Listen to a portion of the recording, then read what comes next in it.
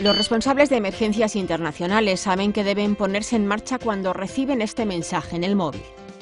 Recibe un mensaje, un SMS a toda la base de datos de personal que ha sido previamente formado para las emergencias en los diferentes perfiles, los cuales van ofreciendo su disponibilidad y nosotros vamos haciendo la selección de los diferentes equipos y personal que pueda atender a las emergencias.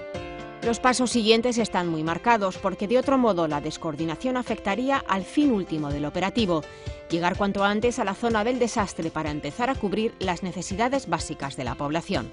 Si hay una respuesta rápida, se minimizarán los daños y se salvarán más vidas. En las primeras 48 horas, nuestros equipos, ya en el caso de Cruz Roja, ya están listos para ser desplegados a terreno. De hecho, tanto en el caso de Guatemala como en el caso de Sandy, que son los que nos afectan a nosotros como Unidad de América, ya teníamos un equipo listo para marcharse a la zona justo después de ocurrir ambos desastres.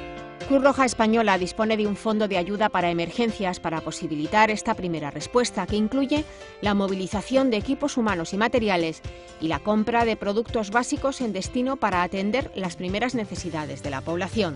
Es un dinero, es una liquidez, es un dinero reservado única y exclusivamente para poder responder a las emergencias sobrevenidas en cualquier parte del mundo.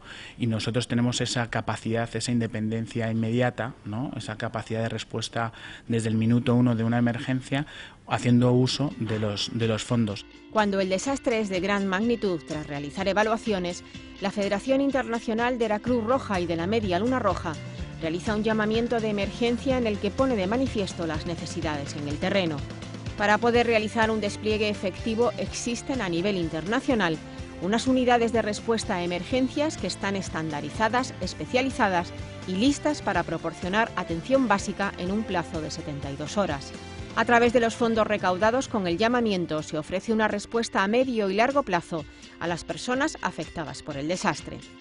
Una vez ya cubiertas las necesidades de X familias durante un periodo de alrededor de 6 meses, que es el periodo de la primera emergencia, pues después ya, siempre y cuando las condiciones lo permiten y lo requieren, ponemos en marcha programas ya de recuperación vinculados a proyectos de medios de vida, para que las personas ya vuelvan un poco a las actividades que desarrollaban antes del desastre. Las emergencias que han estallado últimamente en América están en su fase inicial y la población tiene unas necesidades concretas que cubrir.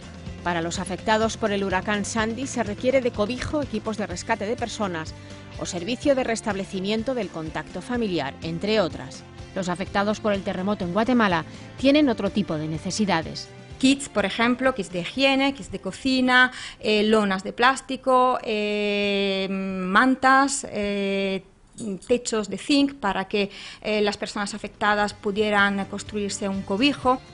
No solo está la atención primaria y lo inmediato, también hay que trabajar en la prevención para que en el caso de que vuelva a ocurrir un desastre, la población conozca el mejor modo de ponerse a salvo con el menor daño posible.